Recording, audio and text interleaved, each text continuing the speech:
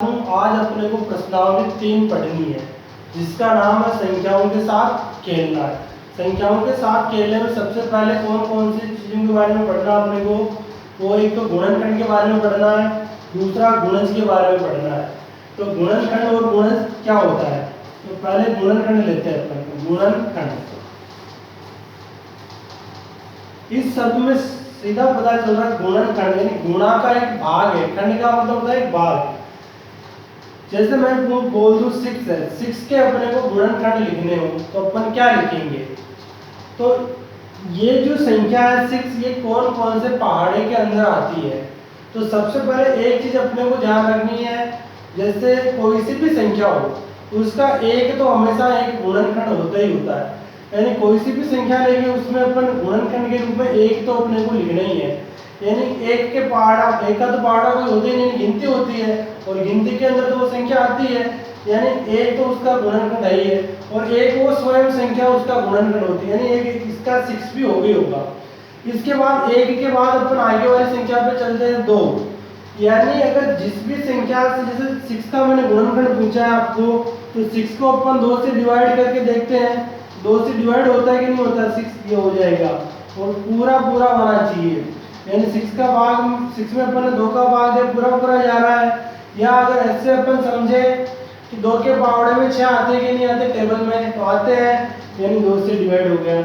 फिर नेक्स्ट चलते 3 पे, 3 के टेबल में 6 आते हैं कि नहीं आते, आते हैं, तो ये 3 से भी डिवाइड हो गया। 4 के टेबल में नहीं आती तो नहीं होगा, 5 के टेबल में नहीं आते तो नहीं होगा। फिर 6 के टेबल में, यानी खुद संख्या है तो वो खुद से तो डिवाइड होगी, 6 के टेबल में 6 तो आता है, यानी अगर सीधा सा सीधा देखें अपन तो 6 के जैसे गुणनखंड देखें, यानी एक तो 1 आ गया, दूसरा 2 आ गया, तीसरा 3 और चौथा 6। इस प्रकार अपने को इस संख्याओं के गुणनखंड लिखने हैं। जैसे अब आगे वाली संख्या देख लो 20, 20 में कौन कौन सी संख्या से डिवाइड होता है, एक तो 1 का भाग जाता है, उसके बाद 2 से देखो 2 की टेबल में 20 आते हैं, 3 के टेबल में नहीं आते, 4 के टेबल में 20 आते क्या आते हैं, 4 के टेबल में 20 आते हैं, नहीं 4 गुणनखंड हो गया। 5 के टेबल में आएंगे तो 5 भी हो जाएगा। 6 के टेबल में नहीं आते हैं, 7 के टेबल में वो उसमें भी नहीं आते हैं, 8 के टेबल में भी नहीं आते हैं, 9 और 10 के टेबल में आएंगे आगे, यानी 20 का गुणनखंड एक 10 भी होता है। 10 के बाद आगे सीधा 20 आएगा, यानी खुद से खुद को डिवाइड कर सकते हैं अपन एक बार में, तो यानी 20 का गुणनखंड हो गया ये। इसी प्रकार अपने को पढ़ना गुणज। गुणज, गुणज का मतलब होता है किसी भी संख्या से गुणा करना, वो उसका गुणज कहलाता है। जैसे मैं बोल दूं भाई 4 के गुणज लिखिए, तो पहले अपन 4 के गुणज लिखेंगे, जैसे 4 को 1 से गुणा करते कितना आता है 4, तो 4 4 का गुणज होता है। 4 गुणा 2 कितना आता है 8 आता है, तो अपन ऐसे बोलेंगे भाई 8 4 का गुणज है, 4 भी 4 का गुणज है और 8 भी 4 का गुणज है। ऐसे मैं लिख दूं 4 को 5 से गुणा कर दूं कितना आ जाएगा 20 आ जाएगा, तो अपन ऐसे बोल सकते 20 भी 4 का एक गुणज है। ऐसे ही अपन 4 को 100 से गुणा कर दें तो उत्तर कितना आएगा 400 आएगा, तो ऐसे अपन बोल सकते हैं कि 400 भी एक 4 का गुणज है।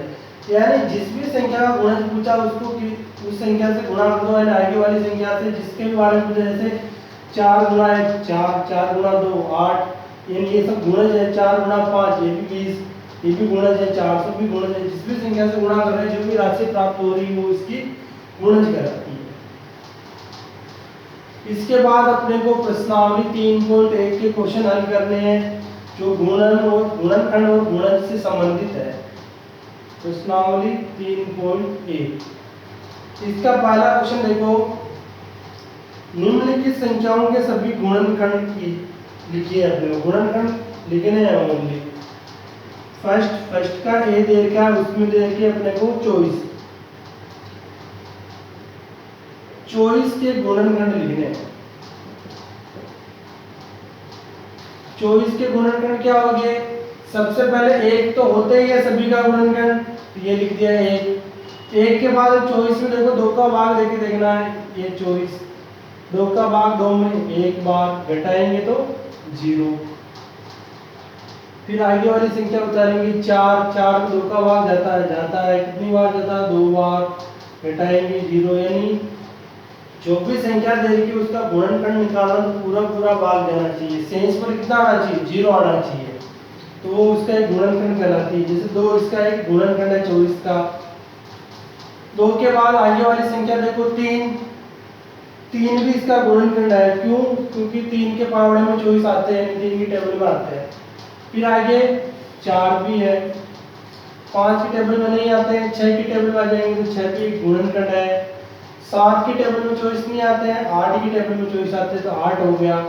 8 के बाद 9 नहीं है, 10 नहीं है, 11 नहीं है और 12 है। 12 के बाद सीधा 24 का गुणनखंड स्वयं संख्या 24 ही है। तो 24 के गुणनखंड कौन कौन सा है 1, 2, 3, 4, 6, 8, 12 और 24। उसके बाद इसका ई वाला पार्ट देख लेते हैं। 12 के गुणनखंड लिखने अपने को, 12 के गुणनखंड, 12 के कौन कौन से गुणनखंड होते हैं? सबसे पहले एक तो 1 होता है, यानी 1 का भाग जाता है 12 में। उसके बाद 1 के बाद 2, 2 की टेबल में आते हैं 12, ये 2 हो जाएगा। फिर 3 की टेबल में 12 आते हैं ना, तो 3 भी एक गुणनखंड है। नेक्स्ट संख्या 4, 4 की टेबल में आते हैं तो 4 भी गुणनखंड है। 5 की टेबल में नहीं आते हैं, और उसके बाद 6 की टेबल में आते हैं 12 तो 6 और सीधा 12। इस प्रकार 12 के गुणनखंड लिख लेते हैं। इसी का फर्स्ट का लास्ट आई वाला दे रखा है 36, 36 के गुणनखंड 1 से डिवाइड होंगे, यानी 1 का भाग तो जाता है। उसके बाद 36 में 2 का भी जाता है, 2 का गुणनखंड भी है 36। 3 का गुणनखंड भी है 36। 3 के बाद 4 का गुणनखंड भी है 36। 5 का नहीं और 6 का गुणनखंड है 36। 7, 8, 8 का नहीं है। फिर उसके बाद 9 का गुणनखंड है, 9 के टेबल में 36 आते हैं। 9 के बाद 12 के गुणनखंड है 36, और फिर 18 का है गुणनखंड है 36, और उसके बाद स्वयं 36 का गुणनखंड है। इन 36 के गुणनखंड है 1, 2, 3, 4, 6, 9, 12, 18 और 36। इसका जो सेकंड क्वेश्चन है वो निम्न संख्याओं के प्रथम 5 गुणज लिखने हैं। जो जो संख्याएं दे रखी है उसके प्रथम 5 गुणज लिखने हैं। फर्स्ट वाला दे रखा है इसमें अपने को, दूसरा दे रखा 5 के प्रथम 5 गुणज। ये जो संख्याएं दे रही है इनके प्रथम 5 गुणज लिखना है। प्रथम 5 स्टार्टिंग पर 1 से शुरू होते हैं। 5 गुणा 1, 5 को 1 से गुणा करते तो 5 ही आता है। इस प्रकार आगे 5 को 2 से गुणा करना, क्योंकि लगातार ही चलना होगा। 1 के बाद 2 लिखोगे तो कितना आ जाएगा 10 आ जाएगा। फिर 5 को 3 से गुणा करना तो कितना आ जाएगा 15। 5 को 4 से गुणा करेंगे तो 20, और 5 को 5 से गुणा करेंगे तो 25। यानी ये 5 के प्रथम 5 गुणज है। 5 गुणा 1 इक्वल टू 5, 5 गुणा 2 10, 5 गुणा 3 15, 5 गुणा 4 20, 5 गुणा 5 25। इस प्रकार ये 5 के प्रथम 5 गुणज आ गए। उसके बाद इसका बी वाला क्वेश्चन देखा वो 8 के गुणज लिखना है। तो उसमें क्या करोगे 8 के प्रथम 5 गुणज, 8 गुणा 1 8, 8 गुणा 2 16, 8 गुणा 3 24, 8 गुणा 4 32, 8 गुणा 5 40। इस प्रकार तो आपको क्वेश्चन करना है। फिर इसका सी और देखा है, उसमें लिखेगा 9 के प्रथम 5 गुणज लिखिए। उसके बाद तीसरा वाला जो क्वेश्चन देखा है इसमें आपको मिलान करने हैं, तो ये आप कर लेना। जैसे 35 फर्स्ट वाला देगा 35, इसमें जो 35 कौन सी संख्या का गुणन करना है, इधर देखो 8 का गुणज देगा है। 8 का गुणज देखें तो फर्स्ट वाला ए देगा, इधर 16 है जो 8 का गुणज हो जाएगा, यानी इसका थर्ड वाला ऐसे मिलान हो जाएगा। फिर 7 का गुणज 35 होता है, तो इसको अपन बी वाले को फर्स्ट से मिलान कर लेंगे।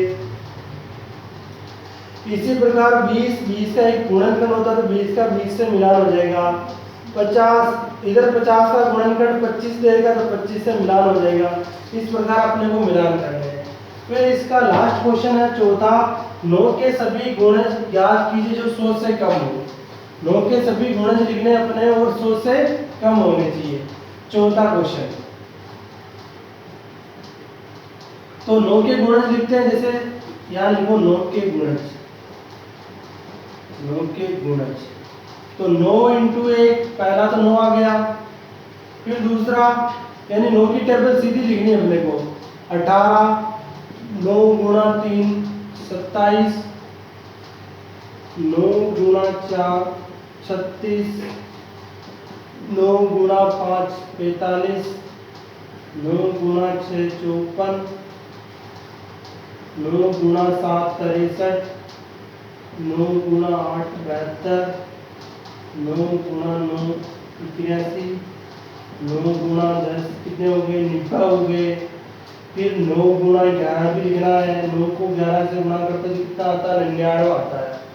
अब 9 को तुम 12 से गुणा करोगे तो 100 से बड़ी संख्या आ जाएगी, और अपने को क्या बोला हमें, 9 से छोटी जो छोटे गुणज हो वो लिखने हैं।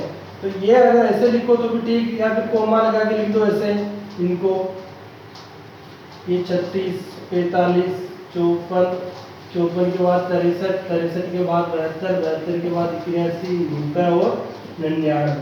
इस प्रकार 9 के जो अपन ने गुणज लिखे वो सब क्या थे, इससे 9 प्लस 100 से छोटे थे। इस प्रकार अपनी ये जो प्रश्नावली 3.1 है ये समाप्त हो जाती है। नेक्स्ट वीडियो के अंदर जो अपन जो प्रस्तावना पढ़ेंगे वो 3.2 के क्वेश्चन हल करेंगे। और बच्चों आज की क्लास के लिए थैंक यू।